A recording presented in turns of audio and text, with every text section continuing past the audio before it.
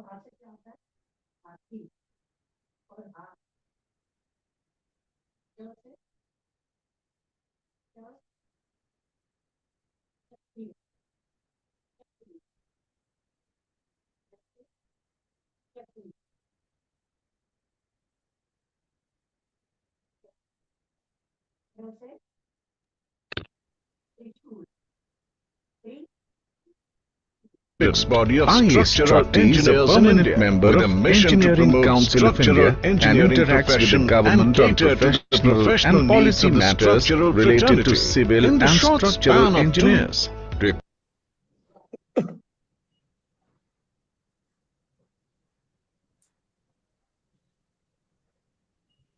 Sir, I think there is some problem in the video. Voice. Problem in the voice, eh? Voice is not audible. Yes, sir. Yes, sir. Yes.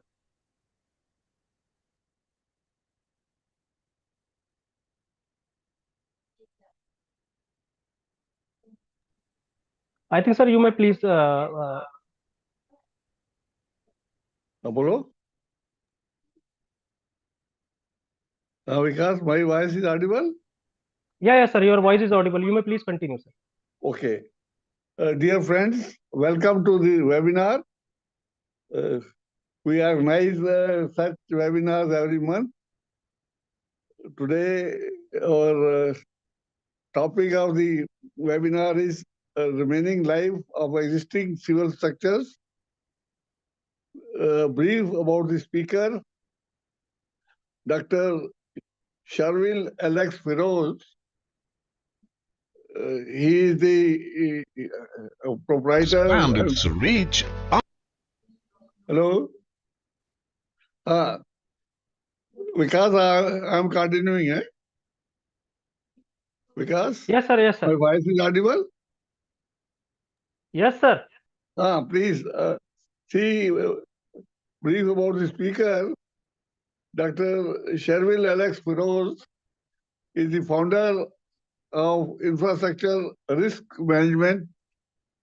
He graduated from VGT Institute and thereafter he did his MTech from Sardar Patel College of Engineering, and further he did his PhD from IIT Bombay.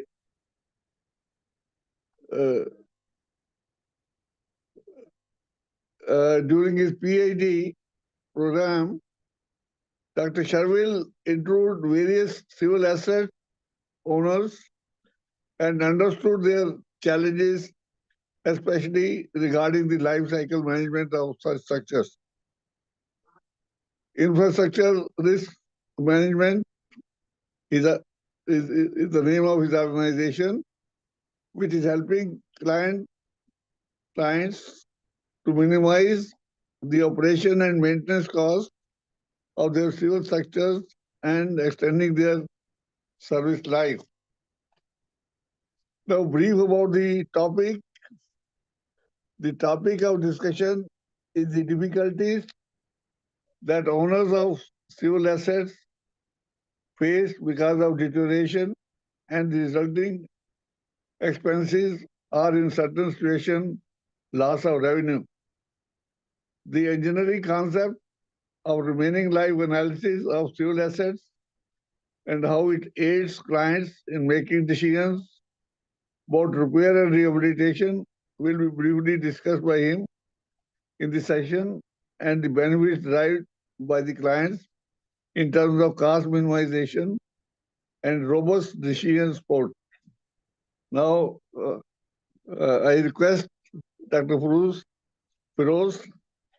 to take over further and share his experience in this webinar. Dr. Feroz, please continue. Thank you, sir. I hope I'm audible.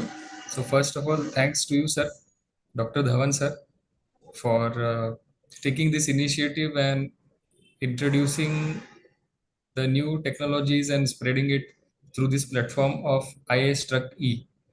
So second thanks also to IStructE for organizing this session. Because of this organization that our country is developing and new technologies are being promoted and introduced to the civil engineering fraternity. So thank you to both Dr. Dhawan and IStructE as well. So now I'll share my screen and the presentation will be on.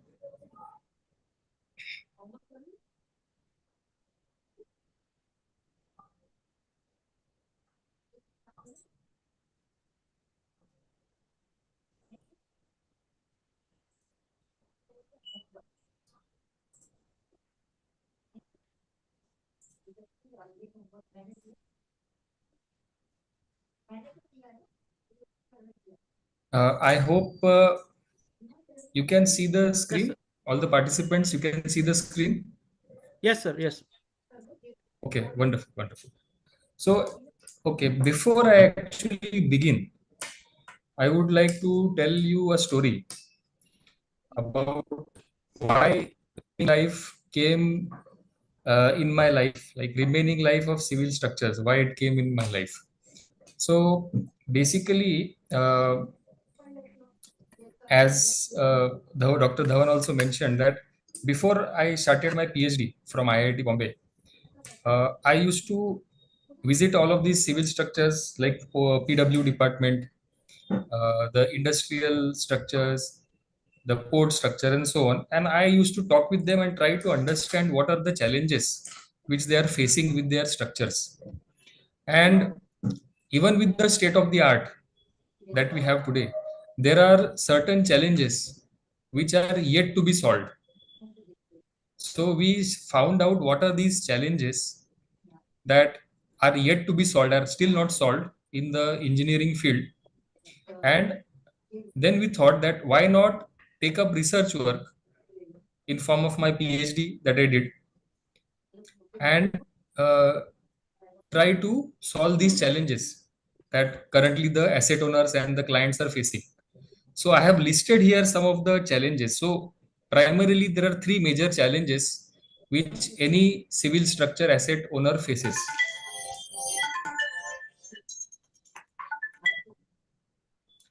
Which asset owner faces. Am I audible still? Am I audible to you? Please continue. Yes, yes. Okay. So there are three major challenges. The first challenge for any asset owner. So the asset owner has a structure which is quite operating for a certain number of years. But now the question arises: how many more number of years can that asset owner keep on using these structures more, right? Uh, Presently, we do not find any scientific way in which this can be answered. So this is the first challenge. Then the second challenge is many a times what happens is the structures are taken up for repairs when actually the repair are not required. And for certain structures, repairs are not done even if they are needed. Okay. So the question arises: what is the best time to do the repair? When to do the repair? And after the repairs are done, what is the life extended after this rehabilitation is done? Right. So currently there is no scientific way in which this can be answered. Okay. And the third thing is, how can we eliminate recurring repairs? What has been observed is that after some kind of repairs, rehabilitation have been done, after a few years the same gets deteriorated and you have to do the same repair again and again. So this recurring nature of repairs, is there a way in which this can be eliminated, right? So these are the three challenges that we felt that needs some kind of a solution. Okay. And then thereafter, then we also ventured into new constructions. What are the challenges for a asset owner who is undertaking new construction? So for a new construction, we found there are two major challenges. One is that after construction, will my structure really live for the design life? And is it possible to have a maintenance free or a repair free life for my structure? Okay, so these are the some of the challenges that we thought that yes, we should take up for solving. And during my PhD, we have solved these challenges uh, through my research based on remaining life analysis. Okay, so this is going to be the premise. This is the background story about this today's webinar that we are having. So what we are trying to achieve is how remaining life analysis can help you to answer or solve all of these challenges which I had just listed. Okay, how it can help you to minimize the cost expenditure that you may be spending on repair rehabilitation for life extension of these assets, and how you can take a how it can help you and empower you to take the right decision. Taking the right decision at the right time is also important to save the money. So this is how this presentation is going to answer the challenges, right? So how should we tackle this? So we decided a framework. Let us start with a framework about how we are going to tackle these solutions. So I am going to present here for existing structure which are in use and for new construction. Okay, just for your information.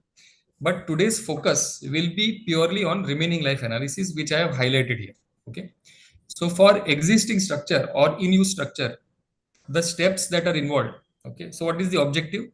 Objective of the client that he wants to have maximum life from his structure and he wants minimum interruption in terms of inspection, repairs, and so on. Okay. So what we introduced here,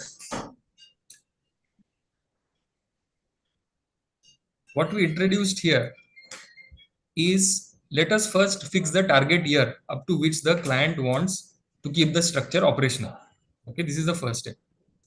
Then our team will go and perform the remaining life analysis for your structure.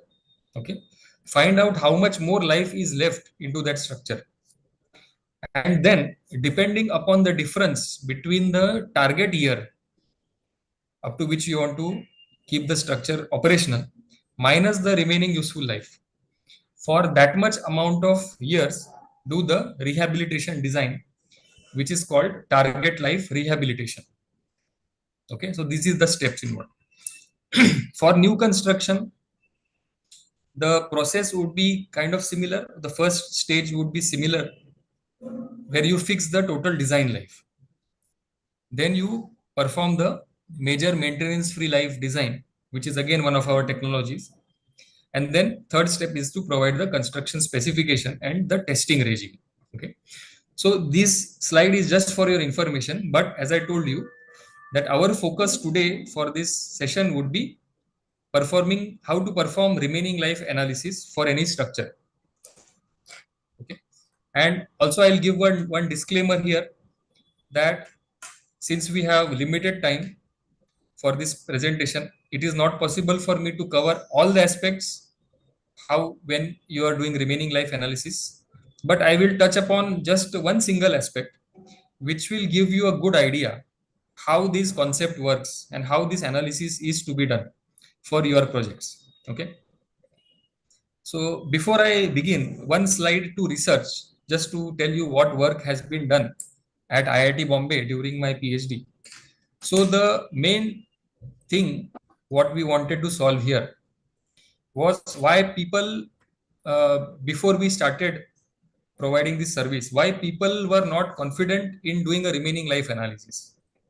Okay, and we found that the answer was that some deterioration models were already existing in the literature in engineering knowledge and domain, but those were lab models. They were developed in a lab, and they were not very helpful for handling actual site condition. That was the major challenge why people were not very confident in doing a remaining life analysis, right? So that was something we thought that that has to be solved first. So we thought of solving that challenge first. Okay, so what we did, we developed a updating based deterioration model, which is based on your basic physics of deterioration, but that model will be working based on the data that you collect from the site. Okay, so how to integrate the data that you collect? By data I mean the non-destructive testing, structural health monitoring data, how you collect this data and how you use this to interpret and create a deterioration model. Okay, that is what we develop through our platform. So that is based on machine learning. Okay, and once this platform was created, okay, now it became very easy. What happens is when you collect the data from the site and you feed this data to our algorithm, it automatically will be in synchronous with the inside in situ condition. So that challenge, that lab models are not very good for doing actual projects, that we have overcome. And one more thing, one more challenge that we thought that needs to be solved is that there are no guidelines or there are no standard procedure of how to do remaining life analysis. Right? So we also established the standard procedures for doing remaining life analysis during my PhD at IIT Bombay. Right? So these guidelines are also available for sale. So if you want to purchase them, then you can contact us and we can give them to you for your projects as well. Right? So as an outcome of this work that we did, we developed 4 technologies that we are offering today: remaining life analysis, target life rehabilitation, major maintenance free life design, and SHM based aging management. But as I told you, today's focus is only on remaining life analysis. So we talk about what are the things that causes reduction in the life of the structure. What reduces the life of your structure? Okay, that we want to talk about here. So these are deteriorating factors. Majorly, what we have observed in field in our various projects is 70 to 80% of the projects we see corrosion as a leading factor of deterioration. Then second, we also have loss of concrete strength is also a deterioration factor. Now, for specific special structures which are in very different kind of environment, there are also deterioration factors such as abrasion, leaching, chemical attacks, and so on. Scouring also is there. And for structural steel, we see corrosion and fatigue. Okay, so these are very specific structures. Also, when you have PSC structures, PSC girders for bridges, or any other pre-stress structure, okay, loss of pre-stress. This is also one of the deterioration factor. Again, I want to shrink the scope of this presentation to only corrosion effect. Okay, because as I told you, we have limited time in this session, and it is not possible to cover all of these topics which I have shown in this slide. Okay, so I have keeping the focus only on corrosion.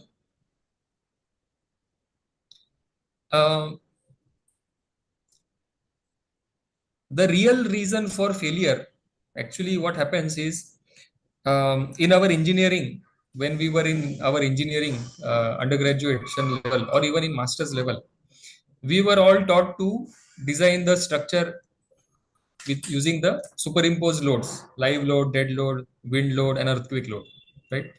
But we were never taught to design the structure considering the deterioration load, right? So which means that even if our structure is capable of taking the loads, external loads, our structures are still vulnerable to deterioration because we are not designing our structure for the deterioration hazards or corrosion hazards for that matter. Okay, so this I wanted to put on record here, because this is also one of the challenge that why structures could be failing, because we are not considering effect of deterioration. So essentially, if you see this graph, when we design, we think that when we design the structure, its structural performance or structural load carrying capacity will remain as it is forever. This is our inherent assumption because we are not considering the structural deterioration into account. Okay, but we have from practical experience, we see that this is not true.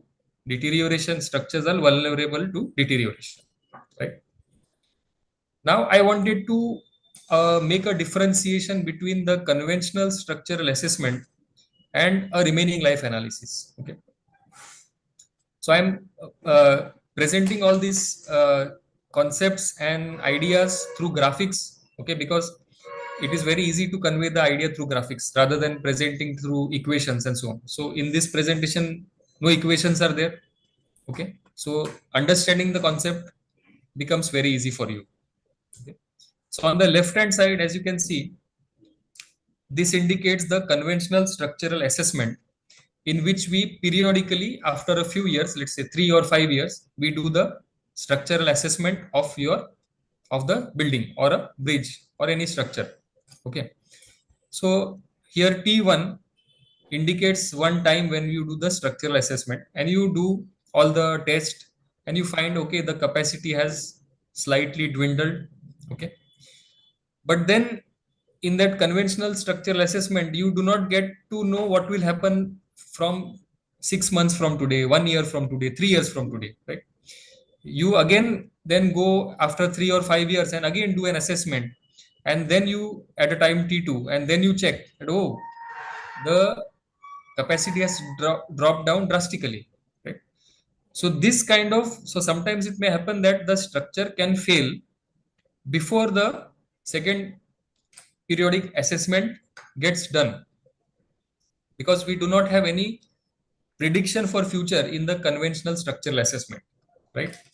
Whereas on the right hand side, when I talk about remaining life analysis, okay, there you get a predictive capability through remaining life analysis, okay, which will tell you how the load carrying capacity of your structure is reducing with each passing year and when it will reach the failure point. Okay. So in this figure on the right hand side, so I have considered one benchmark year as 2020. Okay. So that is the time when we did the remaining life analysis. From that point onwards until well it reaches the target or a threshold value or the failure point is known as the total remaining life of that structure. Okay. So this is the difference between the conventional structural assessment whereas versus the remaining life analysis. Okay. So now we are slowly getting into the concept and understanding of remaining life analysis. Okay. I'm introducing these concepts very slowly because this is new technology that we have developed, and understanding, I'm starting with basics so that you get familiarized with these things and then you can understand the next level of things also, right? So now we need to define what is the end of life. How do you know what should be the end of life? Of course we want to prevent the failure, complete failure, so that is our extreme point. That would be the extreme point. Okay. So you are aware that we have various limit states. Okay. Limit state is what? Structural capacity minus external demand. And we have a few types which you are familiar with: limit state of serviceability and limit state of ultimate limit state. Okay. Which is, so in serviceability you have limit state of cracking, limit state of deflection, and in ultimate limit state you have limit state of shear, limit state of flexure, and there can be torsion, axial, various other limit states can be there. Okay. So what we do is we first create a limit state function for each of these different kinds of failure modes. Okay. So here you can see here Z equals to R minus S. Okay. So R is the structural capacity in that particular limit state, and S is the external forces which are acting for that limit state. Okay. And R, which is the resistance or capacity, is reducing with time because of deterioration. Okay. So that is where your structural degradation is playing its role. Whereas the external loads can be stationary, which means non-changing, or they can be changing.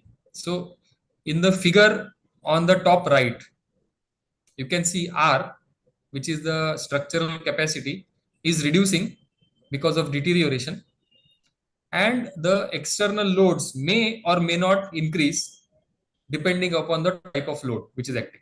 Okay.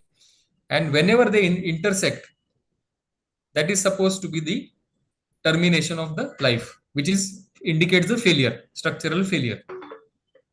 Okay.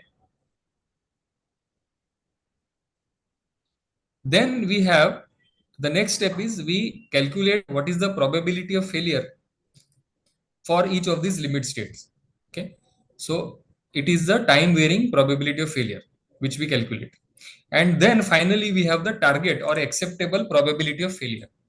So what it means is, once our actual structural probability for each limit state, when it reaches the target value, we consider the end of service life.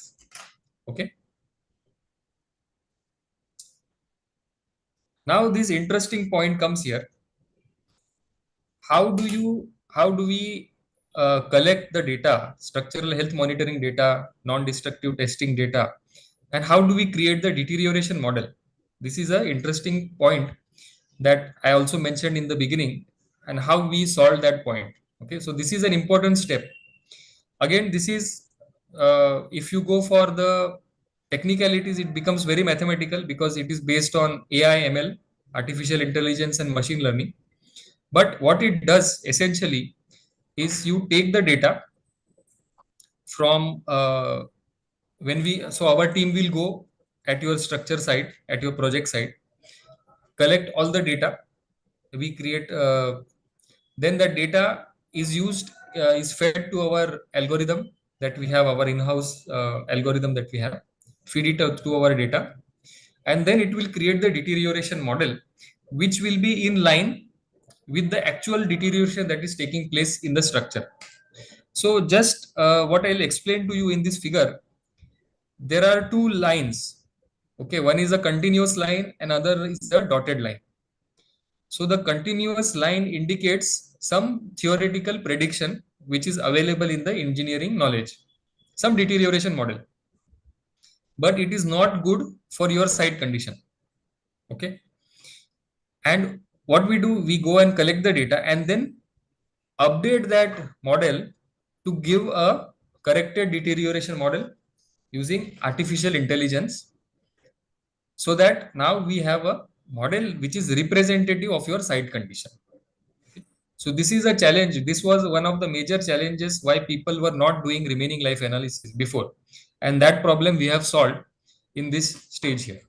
Okay, so now we have created the deterioration model.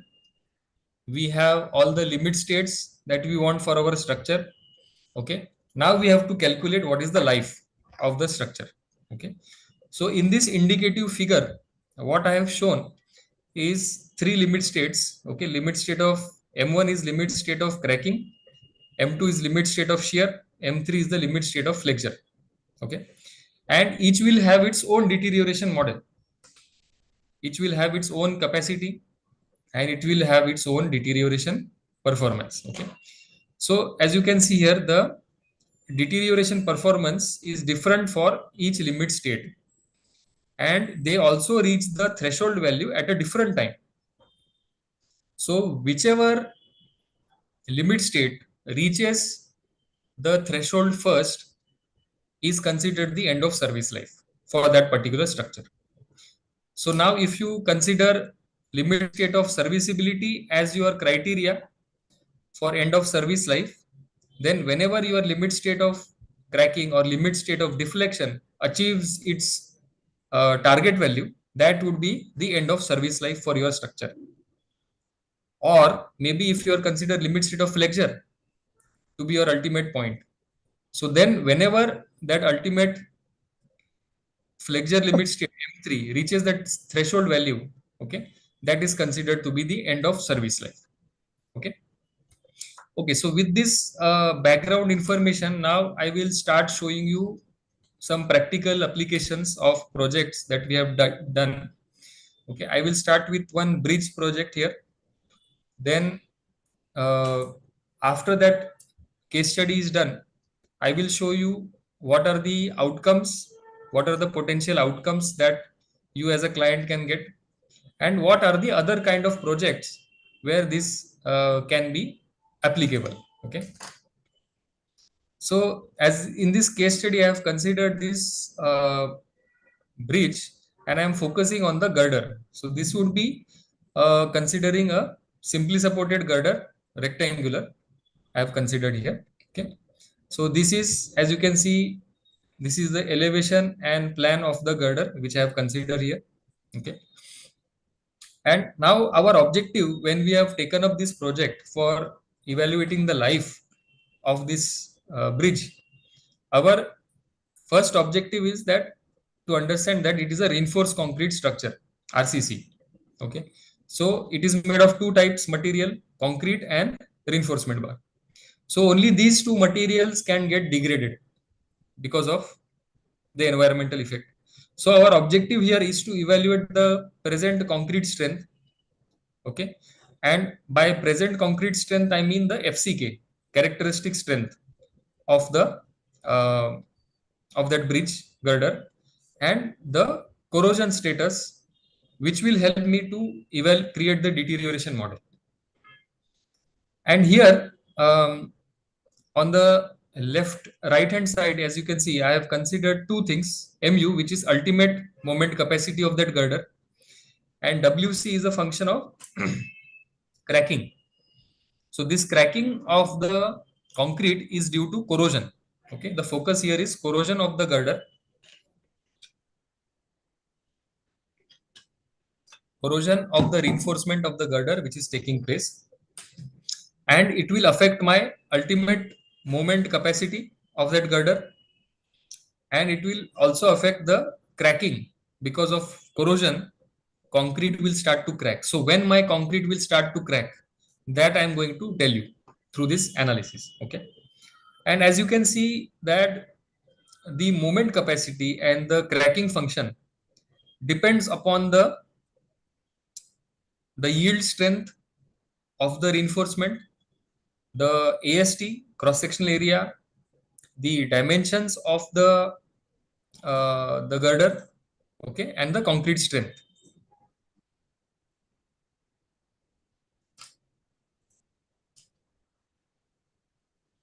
Concrete strength. Okay. So now I will proceed to first evaluating the concrete strength. Okay. So again, I am limiting my focus here. I am not keeping my focus on concrete, but what innovations we have brought here, that I will tell you. Okay. So presently, whenever we do assessment of structure, any structure, the evaluation of concrete strength, the points where we do the non-destructive testing and the core cutting, okay, this is kind of a random in nature and not strategically planned. It is not strategically we select the location of cores. Okay, it is done randomly mostly. Okay, so because of this random testing, what happens is that many a times we are not able to capture the actual strength, and sometimes even we underestimate the strength or sometimes overestimate the strength. Okay, which is both dangerous. So what we have done in this framework of doing the test for concrete strength is we are strategizing the location of core based on the non-destructive test that we do first, and then select the location of cores which are actually representative of the variation of concrete strength in that structure. Okay, so if you are interested, you can go online. This document is available. You can take a snap of this, and you can also use for your own projects. Okay, next thing what we did is also we did some vibration monitoring for the structure for this bridge. This was important because we wanted to first capture the dynamic properties of the bridge and then match those or tune those with the computer model that we are creating. Okay, so that was one of the reasons why we did vibration monitoring. Okay, now I'll come to the focus, which is corrosion. Okay, now corrosion, for the reinforcement of this bridge, because it is close to marine environment, uh, chloride affected corrosion is the primary reason for deterioration in this project. Okay, so corrosion takes place in two stages.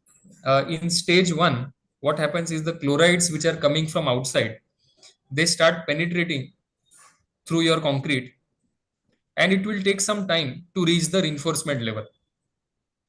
And once they reach the reinforcement level, then your actual corrosion will start taking place, where the cross section area of the rebar starts reducing, which is known as the propagation phase.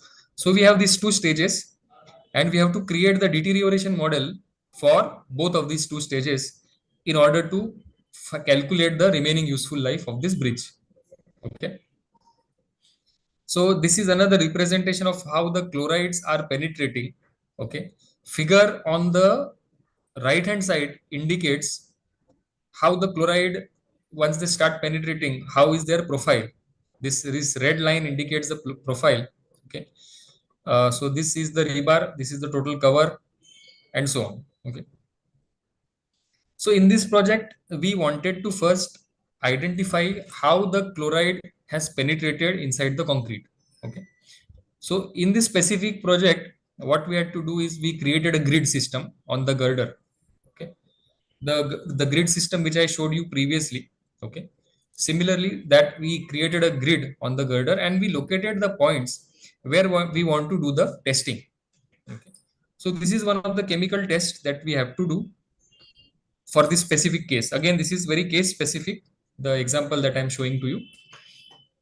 Okay, and this is the on the right hand side, you can see that from the drilling we got this powder at the depth of 25 mm, 50 mm, and 75 mm from the concrete surface.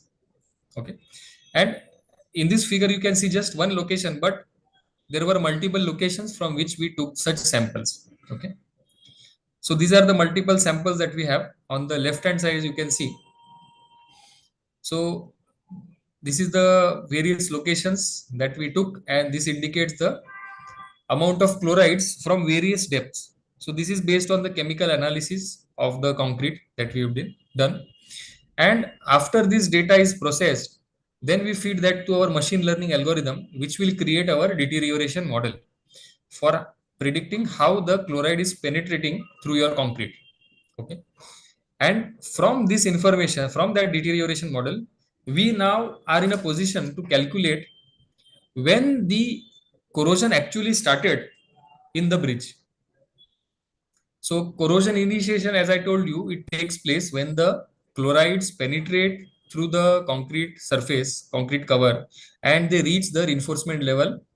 And then after some time, then the corrosion starts to take place. So to satisfy this condition, we'll give you the corrosion initiation time. So this is the equation which we have to solve through our algorithm. Okay, and it will give us the time of the corrosion initiation. So the figure on the left hand side shows you the CDF, which is the cumulative distribution function of the corrosion initiation time. Okay, so you will note here that all of these analysis will be done with PDF and CDF. PDF is probability density function and CDF is cumulative distribution function. Okay, there will not be any single value that you will be using here, but you will be using the distributions. Okay, and on the right hand side you can see the PDF of the initiation time. Okay, so this is the data that we are going to use. We are not going to use a single value of corrosion initiation time, but it will be a distribution that we are going to use. Okay. Okay, now comes the second stage. We want to process how fast the corrosion is taking place in this. So this grid, you know that we have created this grid for the girder, and now we did the half cell potential at each grid point. Okay, and we got this kind of a contour map. The bottom image you can see here, that is the contour map that we got. Okay. Now I will not stop here with half cell potential, because half cell potential does not give me the how fast the corrosion is taking place. It will only tell me whether corrosion is there or corrosion is not there. It will not tell me how fast the corrosion is taking place. Okay, but why I have done half cell potential is to segregate the different parts and to identify what are the different corrosion zones that are in my place. And once this information is available with me, now I can go for an advanced test which will actually tell me the how fast the corrosion is taking place. Okay, so keep this thought in your mind, this image in your mind, and using that information of half cell potential, we do the advanced testing of corrosion rate measurement. Okay, so this is based on the half cell potential data that we collect. We feed that data to our algorithm, our software that we have created, and it will tell us what is the place where we want to actually do the corrosion rate measurement. Okay, which will give us the maximum information. And then through this information that we collect, then we now create the corrosion rate model. How fast the corrosion is taking place, that model will have created now. So now we have everything that we need to do the prognosis. Okay, so we have the corrosion initiation time and we have the corrosion rate model. So corrosion rate meaning how fast the corrosion is actually taking place, or in other words, how fast the diameter of the reinforcement is getting reduced. Okay, okay, and then on the right hand side top you can see some formula are there. Okay, so diameter indicates the diameter of the reinforcement as a function of time, and some integration is there which is involved, which involves the data that we just collected. Okay, the initiation time, this is Ti, and the corrosion rate, which is the C that we are going to use here. Okay, and after solving all of this, we get a function, deterioration function, for the specific diameter of the reinforcement. Additionally, what we also found that at higher levels of corrosion, okay, the yield strength Fy also reduces with time. Okay, so that information also we are going to include in the analysis that we are doing. Okay, Okay, so now our analysis is now complete, and we are in a position to calculate when our girder is going to crack. Okay, so this is the limit state function. So WC in bracket T, this is the cracking function because of corrosion that is taking place, and WCR is the acceptable crack width that our IS 456 has given to us. Okay, so through this analysis, as you can see in this figure, this blue line indicates the structural performance based on the limit state, that it is decreasing with time, and there is a dotted line which shows the threshold value, which is an acceptable value below which it goes, it is a failure. So from this point, we know that the girder is going to crack, start to crack in 35, almost 35 years. Okay. And we did this analysis when the bridge was around 27 years old. Okay. So that bridge is 27, almost 27 years old. And we found that it will start to crack in 35 years. Okay. In 35. So 27. So next additional 8 years. In 8 years, it will start to crack. Okay. Then we come to the actual flexure capacity. So flexure capacity, we have this bridge. We have to load it with the IRC loads that we have, and then based on the flexure limit state, which is MR, which is the moment of resistance as a function of T, which is because it is deteriorating, and then external bending moment, which is acting. Okay, and so similar graph you can see. Okay, based on this graph, we see that the flexure failure of this bridge will take place at 43 years. Okay, so additionally 15 more years of life is left into this structure. Okay, so this is how we do the remaining life analysis for the bridge. Okay, now the question arises, once we get this information, what to do next? Once we get this information, we do the remaining life analysis. How to use this information for our projects, right? Okay, so now once you know this life, okay, so this life is 43 years that the structure is going to fail. So now you may either take a decision that, okay, do nothing. You may do nothing for your structure. We'll wait for that structure up to it reaches its 43 years age, or you can do rehabilitation. You can start taking up the rehabilitation design. Okay, so I want to introduce here target life rehabilitation, okay, which is another technology that we are offering here. So I want to explain here through this image only. I'm not going into the technicalities right now. Okay, so how do we use the remaining life analysis? That is what I was talking about. So this red line, okay, this indicates the deterioration, and when we did the RLA, which is the remaining life analysis, from that point onwards till the failure point is the remaining life that we have. Okay, so just imagine for that bridge itself, okay, it was 27 years of age, and we found that till 43 years it can survive. Okay, so it has a additional life of how much? 37. So almost 16 years of life is left. Okay, so 16 more years of life it still has. So this is RUL, which is remaining useful life of 16 years. Okay, now we ask the client, see, 16 more years of life is left in your bridge. How much more life do you want, or how much more years you want to keep this bridge operational? Okay, so they may say that we want total from today, we want additional 25 years, or let's say 30 years more life we want. Okay, so which is from today total extended life is what they are saying is 30 years that they want, but remaining useful life is how much? 16 years.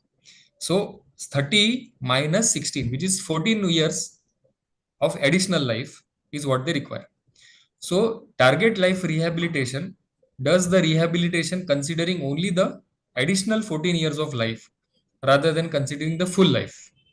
So the advantage here of doing a remaining life analysis first is that you are able to extract how much actual life is left, and that much life you can subtract while designing the rehabilitation, for extending the life. And this can reduce the cost of actual rehabilitation up to more than 30% of compared to the conventional rehabilitation, right? Okay. So what is the final takeaway? What is the final takeaway that a client wants to from his project? Okay. So basically, the client is looking for an uninterrupted performance. What is an interruption? Interruption meaning it can be because of failure of structures, because of some interventions, some inspection is going on. So that is kind of an interruption to the client. So uninterrupted. So the first stage is that we perform, our team will come to the remaining life analysis. Okay.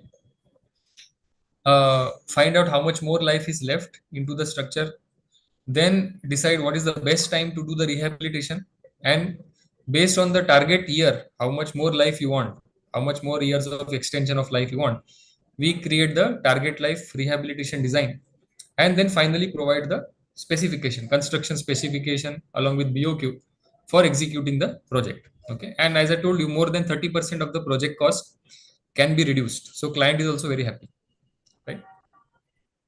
So apart from this, we also have some other technologies that we developed. Uh, One challenge that I found for PSC bridges is that it is very difficult to find what is the current pre-stress force in the tendons for existing bridges. That is rarely anybody can tell with confidence how much exact force is there. So we did some development of technology. We did actually testing of a PSC girder, did experimentation to validate the technologies, and through SHM and model creation technologies called surrogate modeling, we developed the methodology which we is able to predict through testing. Okay, so our team will come do the strain gauging and so on. Everything we will do and tell you what is the pre-stress force in the tendon for your girder bridge. Okay, so this is one of the technology. Then what are the applications? Where can you use the concepts of technology of remaining life analysis and target life rehabilitation? Okay, so these are some of the projects that we did. So okay, of course, building are such a structure where people are continuously using it, and sudden failure is not acceptable because life of people is at stake, right? So the client should always be prepared that when how much more life, how much safe life is left for my structure, so that I can keep on using my structure for more number of years, how many more, and when should I take the decision to do the repair and rehabilitation. Okay. Second, also heritage structures. Heritage structures are a bit tricky because the deterioration is completely different as compared to RCC and steel. So this is a very tricky project that we have to undertake. Okay, but heritage structure is also an important aspect that we are solving.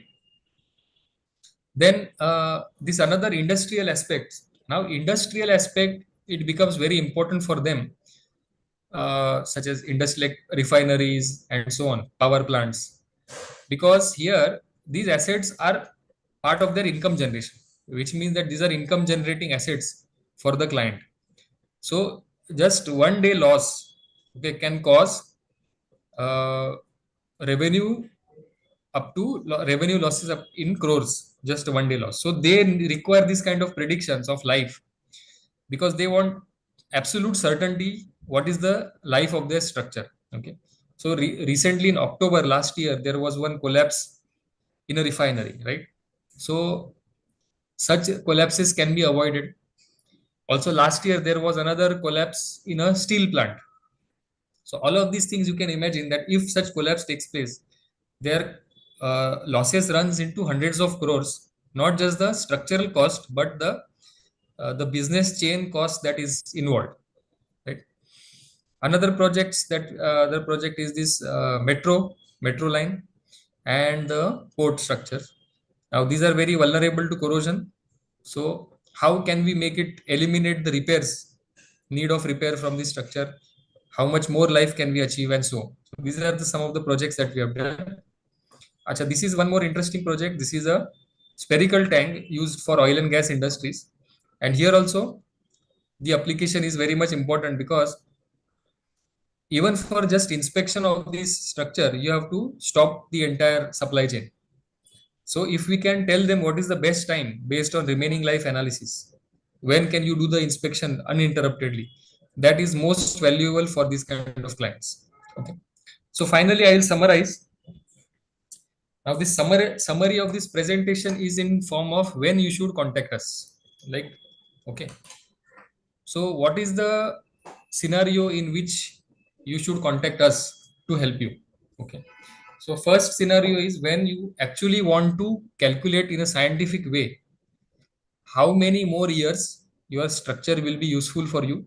Okay. How many more years can you keep on using your structure without any major intervention, without any major inspection. Okay.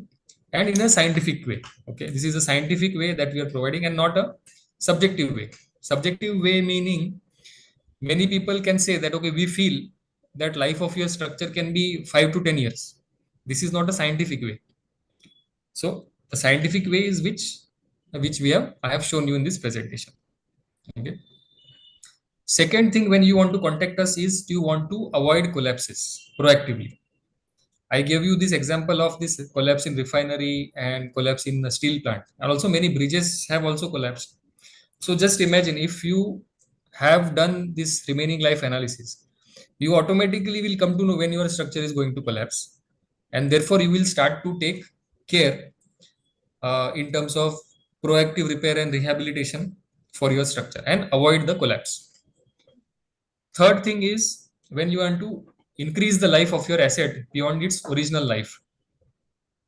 So original life, let's say 50 years, and you want to keep on using it beyond the design life, because constructing new one may be challenging in terms of time and money. Okay. Then you can, remaining life analysis can actually help you to extract any hidden life, which is not possible in a conventional structural assessment, to tell you how much more life it can be still more used. Then also one more interesting application is after many a times after repair and rehabilitations are done, client also ask what is the life of extended after the strengthening is done. So that also can be solved here in a scientific way. Okay. Then the fifth option is called repurposing of existing structure. Initially, a structure was used for hospital. Now it is being used for an industrial facility, or maybe it was a residential. Now it is converted to office. Then in this change of scenario, how much more life can you extract out of the structure? Okay, then you can call us.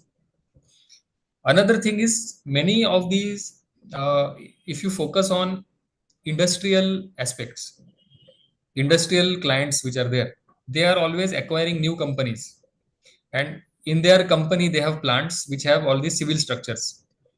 So when they are investing a lot in acquiring this new plant, they are investing thousands of crores, and if these structures which are there will not survive up to the break even point, then it is not a good investment, right?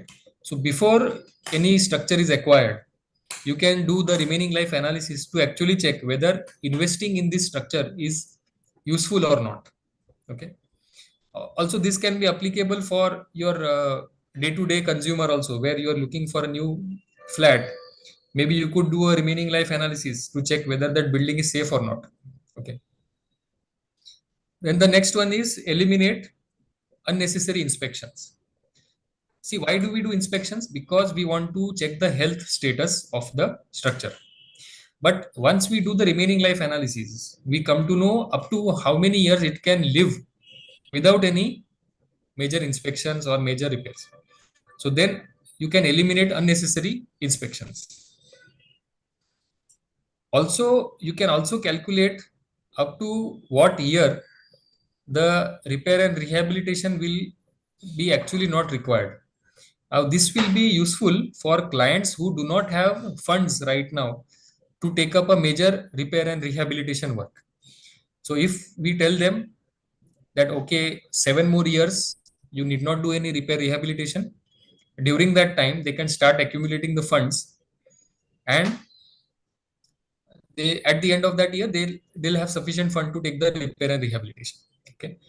Then next one is to eliminate recurring repairs. If you want, you are looking for a one-time solution for your repair and rehabilitation, then we'll use the target life rehabilitation design, which will consider the expected desired life into account into the design process, and therefore eliminate the recurring repairs. And finally, suppose you have hundreds of structures like bridge agencies, bridge owners, they have hundreds of structures, hundred of bridges, or industrial owner who have hundreds of structures, and with limited funds they want to target specific structures. Okay, how to do that? So you can find out you can do the remaining life analysis for these structures, and the one which is having the lowest life, you can target that. Okay, so prioritization can also be helpful to you. Okay, so these are all the scenarios where you can contact us, and this is also the summary of the presentation today. So thank you, I have concluded my presentation.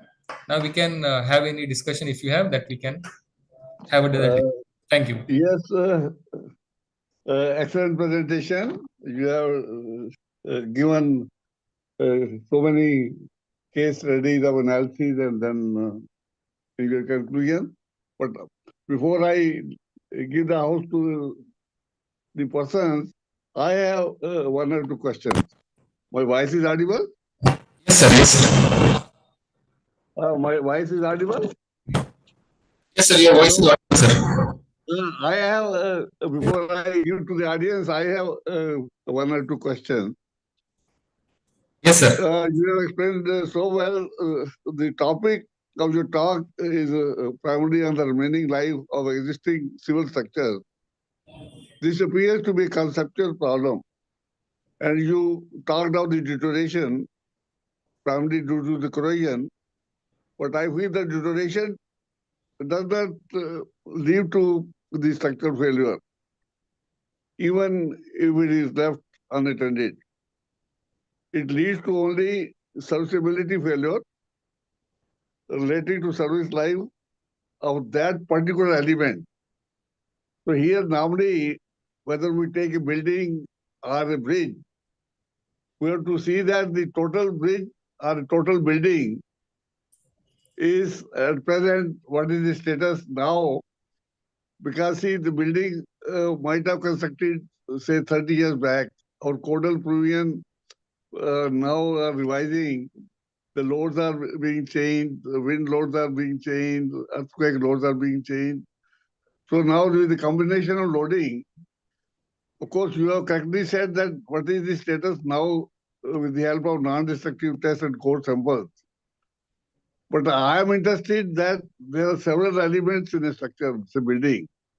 Say I've got 5-story building now, I've got the first floor, second floor, third floor, fourth floor, and upper floor, beams, columns, slabs. Now we have to take non-destructive tests and core samples of at various places, and then see that after this deterioration, what would be the strength, concrete strength and the steel strength after deterioration of each element. Then further, with this working out, say, one element, what would be the capacity of, say, beam or column or slab? Now, the model, when we analyze the total structure with the combination of loading, dead load, live load, this wind or the earthquake, then we work out the various forces in different elements. And then these are to be compared and see that if the resistance size is more, that element is okay. And if that is not there, then we have to see that that particular element needs to be retrofit. And then, suppose the entire structure is saved, seeing the all deterioration effect, then how long it will remain safe? See, here I had worked out the two models separately with respect to the earthquake, with respect to the wind. I tried to work out the remaining return period of that with respect to the wind or with respect to the earthquake. And then whatever was the less, if the structure is safe with all these revised loading with the damage deterioration condition, the remaining life, whatever the least of the two, I mean, that's how I did my work. See, I touch, you probably test only on one beam. We are interested in knowing that what is the status now of the total structure, whether it's a bridge or a building. And then if it is safe, what would be the remaining life of the total structure? I mean, what is your comments on that, please? Sir, a very relevant point you have raised. One point is that a building, sir, building has thousands of beam, column, and slab. Right.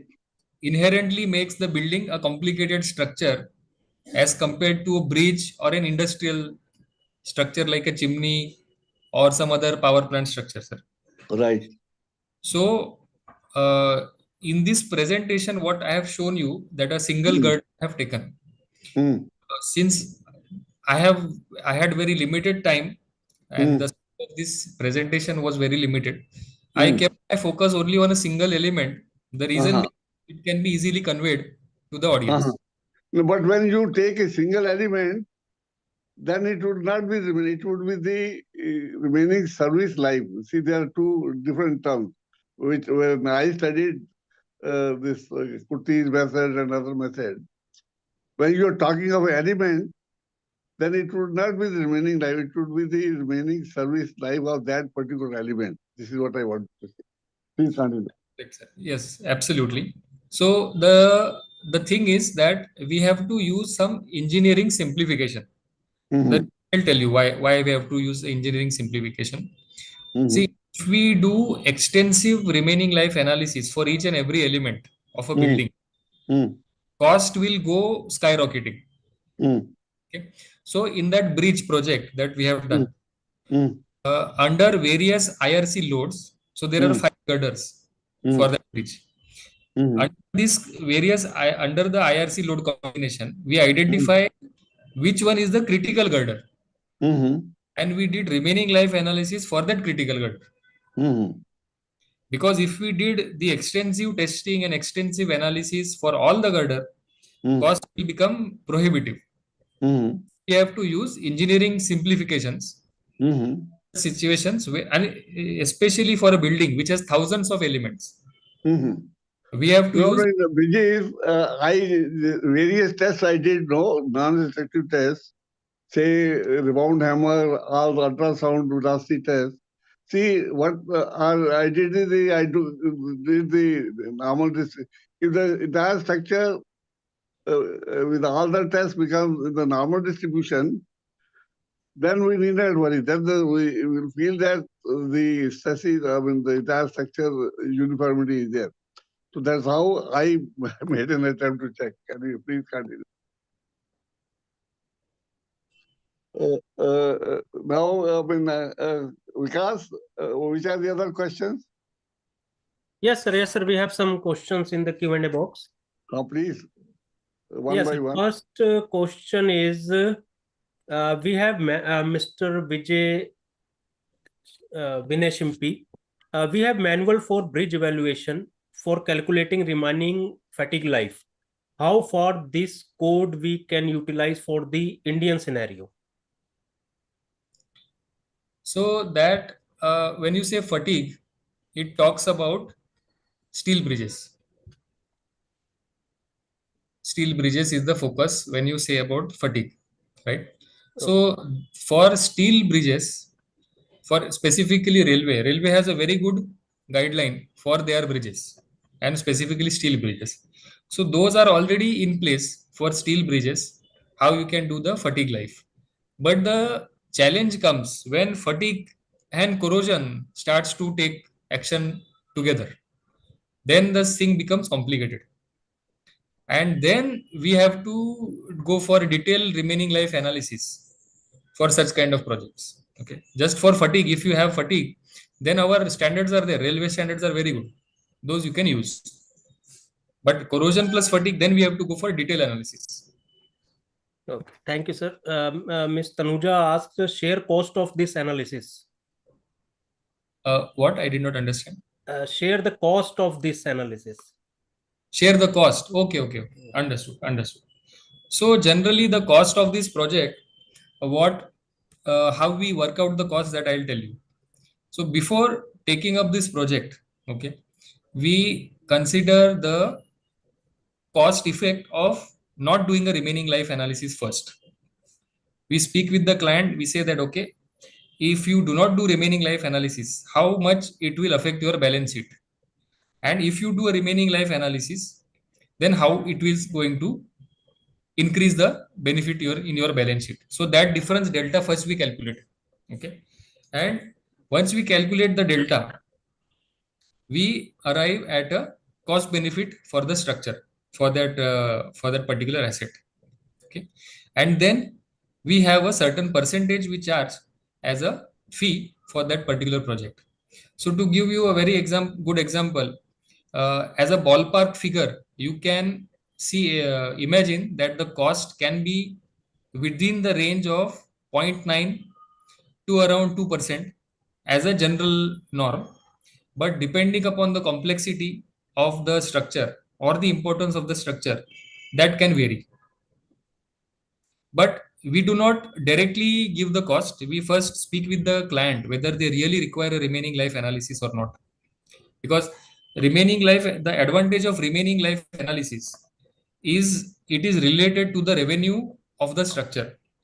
So if it is an industrial structure, if for an industrial structure, those assets, those structure like chimney, boiler plants, or maybe cooling towers, these are directly related to the revenue of the client.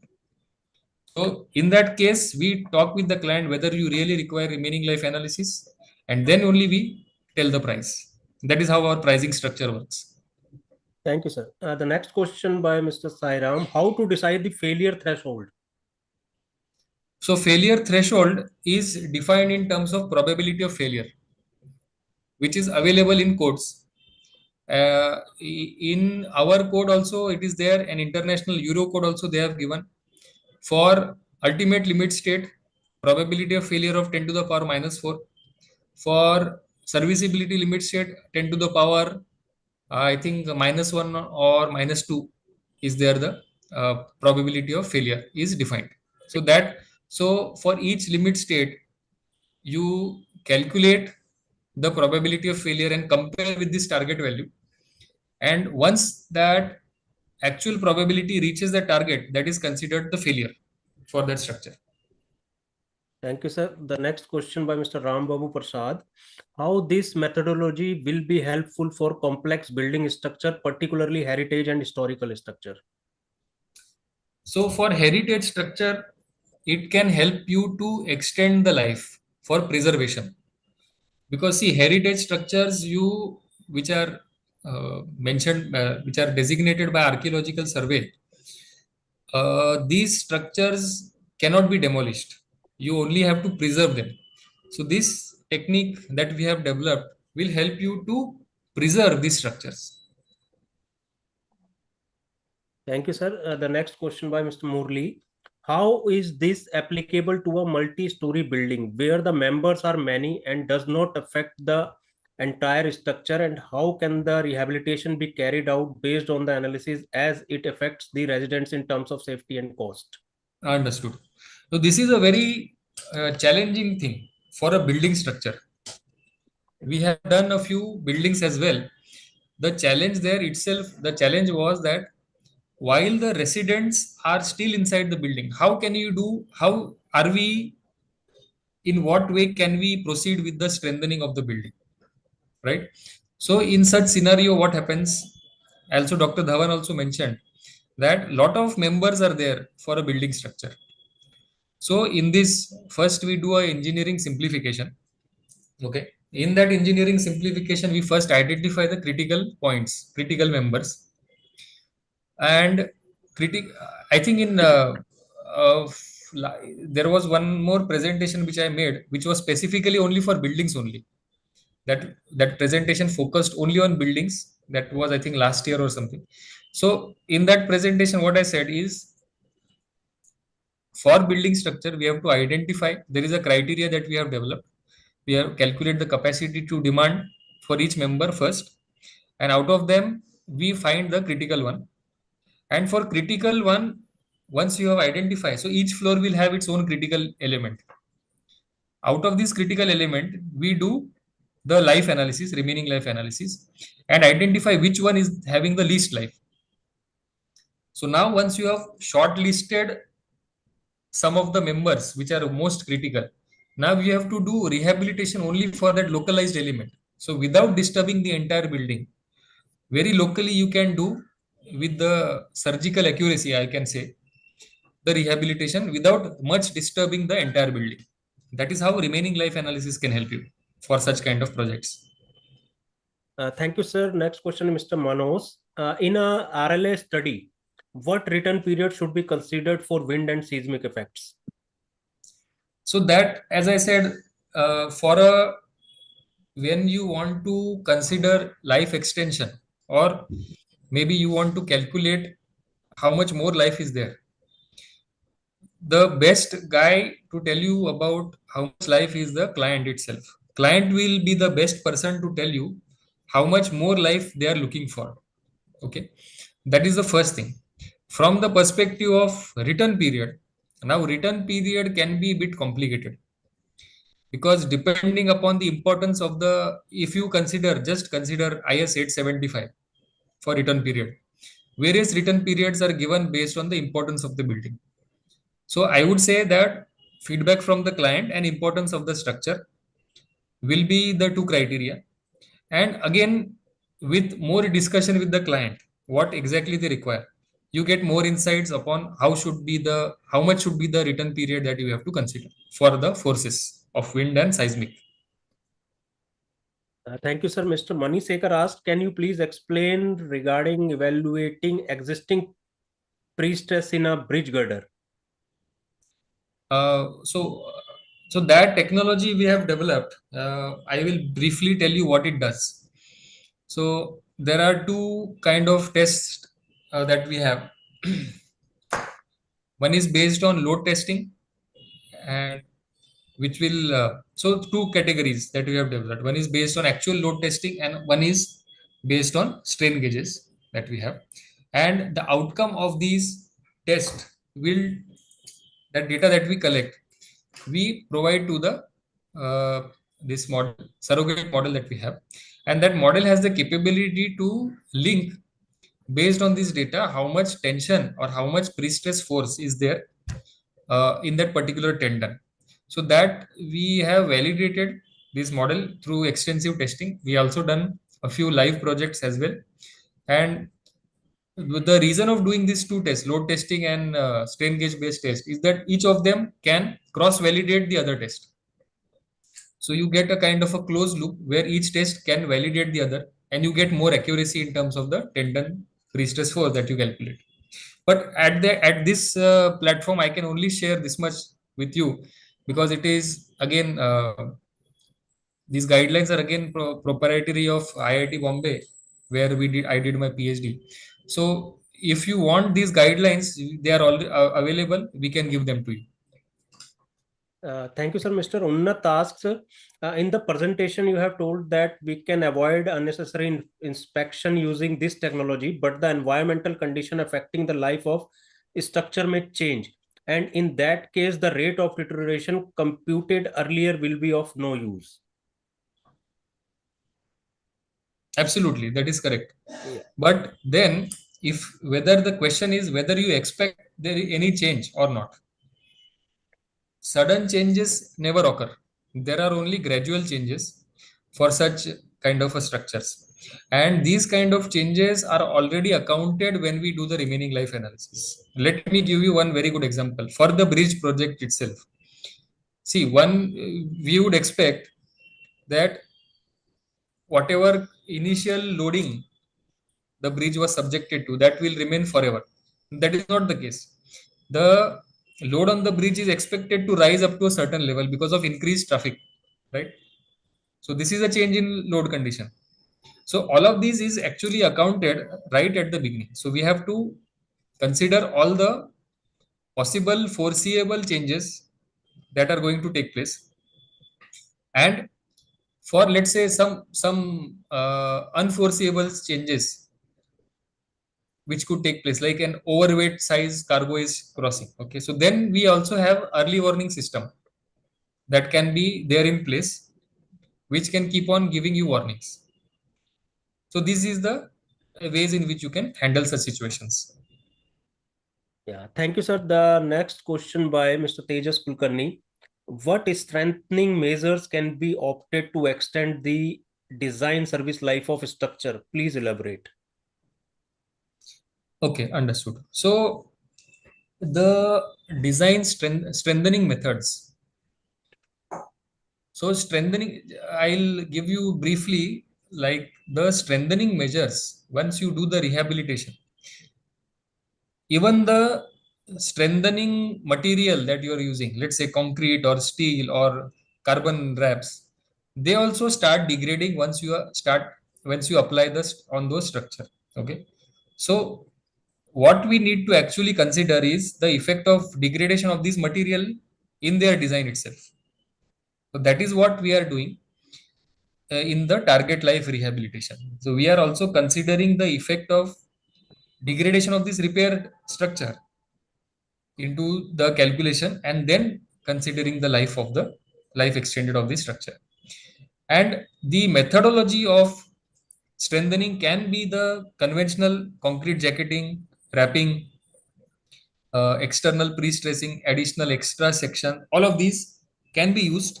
But the change here that you need to do is also consider that they will also degrade with time and its capacity will reduce. That is the change.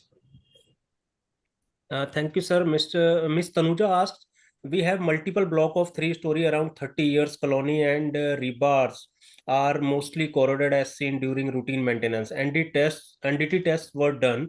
What need to be the next action? There are some structural cracks seen in column and beam. So next action that you need to take is something that we need to discuss with you. The reason is, see, I am a doctor. Like I am a doctor of the structure, right? So what needs to be done is, once I have to come there and I have to diagnose myself, have a discussion with you. What are your expectation? Only then we can tell what can be the next step. But I can generally tell you what are the possible next step that you can have. Is possible next steps is that you do nothing, or you can do the strengthening, or you can do the demolition. These are the broad aspects, but apart from that we can be innovative also, and a fourth outcome can also be sought from these discussions. So generally it depends upon what are the outcomes that you are looking for, right? So it depends upon all of these situations. Thank you, sir. Mr. Abdul Jabbar asked, what would you suggest to working professional engineers on how to minimize and increase the durability? Any special case you've seen or structure you worked on which impressed you? Durability is a very important aspect, and the reason is we just collected some statistics. The statistics says that the predicted repair cost for a new construction, okay, you are constructing a new structure, the predicted uh, cost of repair is every 6 year you have to do major repairs in which 3% of the construction cost is spent and 0.5% annually. This does not mean that every 6 years you do a major repair, but for the prediction sake, this statistics is based on prediction sake. Okay. So if you have a design life of 50 years and you say that, okay, every year 0.5% of construction cost and 3% of construction cost every 6 years, if you calculate this at the considering inflation at the rate 6% per annum, this can go up to 113% for a life of 30 years of the construction cost. So durability is a very important aspect. Okay, so and how to overcome this is a very interesting topic, and incidentally, we have done one project last year only in Mauritius for Mauritius Metro project. We were there consultants for longevity and durability, where we implemented the major maintenance free life design. And the objective of that project of the client was that since the structure is in corrosive environment, we want to have a corrosion free structure for the design life. So the steps that we followed was, we first have to compute how much deterioration hazard is actually attacking the structure. Okay, that once you calculate, then you apply that load, that hazard to the structure and calculate what is the repair free life through again one of the limit states of corrosion initiation. Then you compare it with the target life, with the design life. And if it is found deficient, then do reverse engineering and change the construction specification depending upon the how much hazard each of the structure is undergoing. So only last year we completed this project in Mauritius, okay, where this durability was a very focus. I think that could be the possibly the first project in the world where the owner were very, I should say, educated about durability and longevity. And I think slowly and steadily our country is also coming to that path. But more awareness needs to be made amongst the asset owner, because durability is kind of not unknown. Right now, our focus is on just constructing quickly new infrastructure. But what to do about maintenance, that our focus is still lagging, but that is catching up. Yeah, thank you, sir. Vinesh MP asked, what about the highway bridges? What about highway bridges? I think about the analysis part, maybe. She asked, she So written only this thing. What about the highway bridges? presented, that is about bridge only. So apart from that, any more thing you want to know? I don't know. Okay. Yes, sir. Next question is Mr. Ramesh. How to predict the remaining service life of a structure using vibration measurements in the marine exposure conditions? Which models are more suitable in this case? Vibration itself will not tell you the life. Vibration is one of the source of data collection, where you collect the inherent deterioration nature of the bridge, and combining that information with various other data that we collect, then you come to remaining life analysis. So with just vibration, you will not get anything else. Yeah, thank you, sir. Mr. Himanshu asked, what is CDF and PDF as mentioned in the RLA graphs?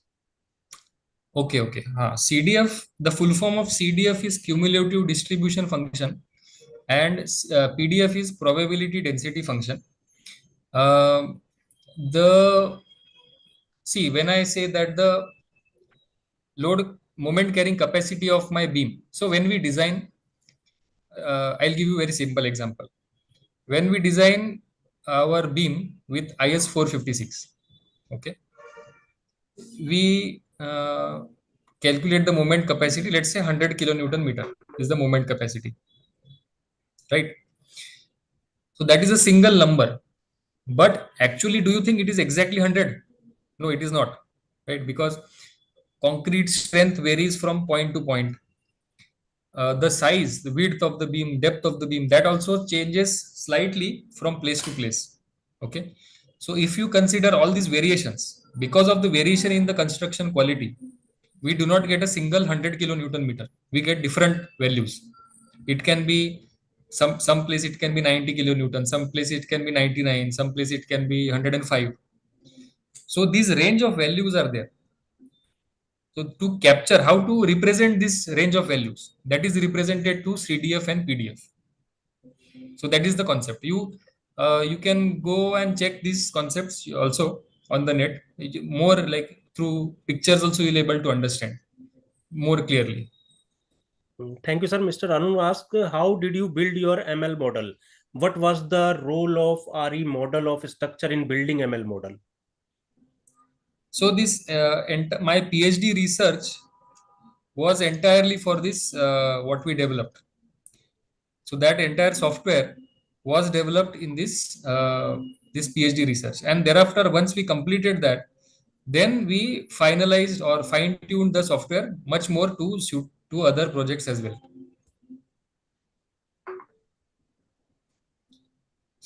So that is how we developed it. Thank you, sir. Mr. Vivek asked, can the decision making be done based on probabilistic models for critical infrastructure like railway bridges? If yes, how to convince railway clients which are stringent with guidelines? So guidelines, see what if we can demonstrate to them the safety. See, ultimately, why do we follow guidelines? Because we want to ensure safety. So if you are ensuring safety, and we are also providing safety to the client, then automatically it is safe to use. Now regarding guidelines, there are guidelines which are there. International guidelines are also there, and only thing is that those are international guidelines. For railways, if we are able to demonstrate, so I believe in demonstration apart from guidelines also. If I am able to show to railways that okay, yes, this is the safety that I am providing to you, okay, and that we have some techniques to demonstrate actually, then it doesn't matter. That is what I feel. Yeah. Thank you, sir. Mr. Himanshu asked, is there a limit to how much the life of a structure can be extended through RLA? So through RLA will only tell you how much life is there for an existing structure without doing any repair. Okay. Now, if you want to extend, then that question comes, how much can you extend? Okay. There is a certain limit or there is no limit at all. So that depends upon the decision makers, because it has to be, see, if you tell me right now, extend the life by 1,000 years, I will not be able to do that, because 1,000 years is too longer time for doing any kind of predictions. Okay. Acceptable predictions are there. We have confidence for predicting up to 100 years only. Beyond 100 or maximum 120 years. The models are only for 120 years maximum. But based on economic decision, how much money can you spend for extending the life? What is the feasibility? Suppose tomorrow the load completely changes. Then just to strengthen that structure, cost is more than the new construction. What is the point in extending the life? So all of these points are there that we need to consider. So whenever you are taking a decision, first we tell you how much life is there through remaining life analysis. Then second stage, we ask you what is your target life. Now that target life,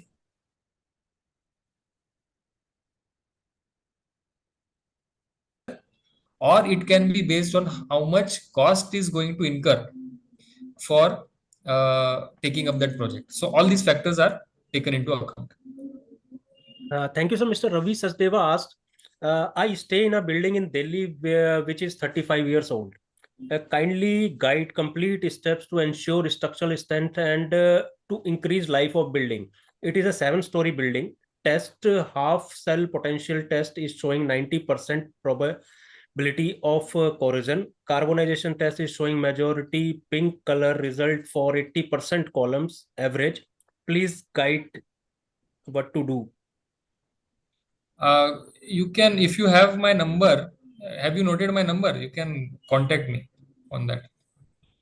Okay.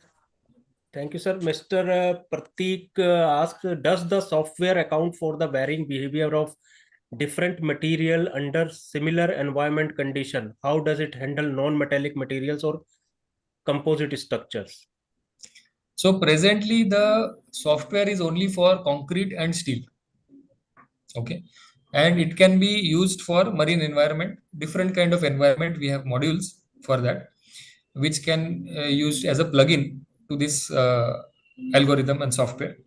For composite structure that is right now under development with our R&D team.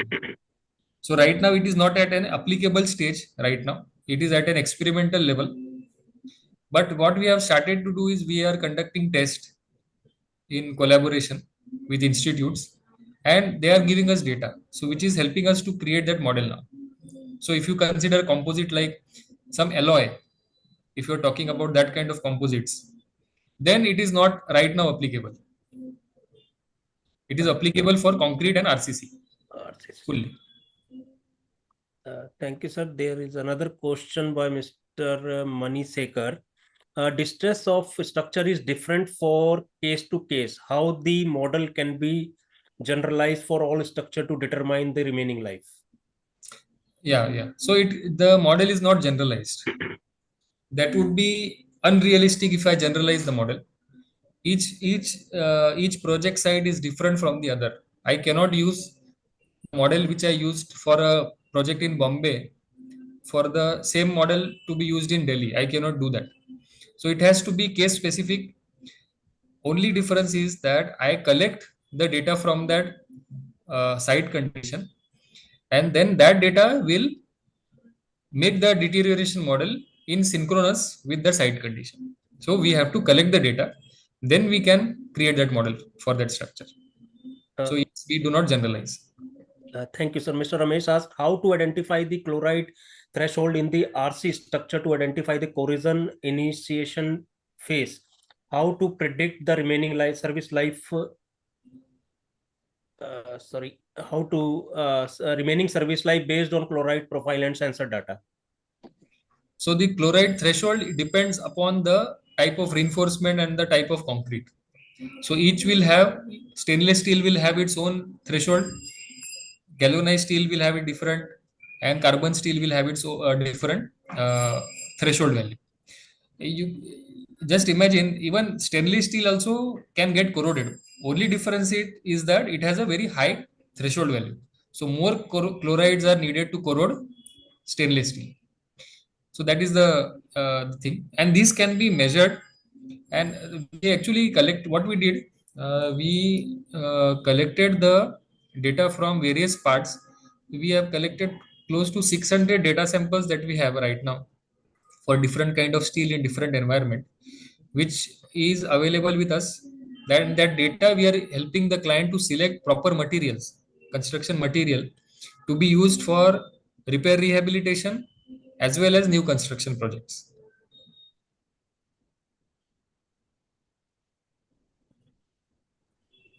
Yeah, thank you, sir. The another question is life of any structure is dependent on the soil structure interactions. How your model is taking care of this? So soil structure, in this presentation, I did not focus on soil structure interaction because I kept this focus on kind of introducing to you what a remaining life analysis can be doing for you. Soil structure interaction, you see, it is just as you consider interaction between concrete and steel, which cannot be avoided. Similarly, for foundations, your soil behavior with your foundation is very much important, and that ultimately affects your structural performance in calculating the load carrying capacity. So if my structure is degrading, it automatically affects the foundation capacity also. So based on that interaction, you can calculate. Thank you, sir. Mr. Pratik again asked, does your software account for the effects of tidal currents, including sea currents and thaw, on piles in marine environment, particularly in port structures? So one case study I did not present.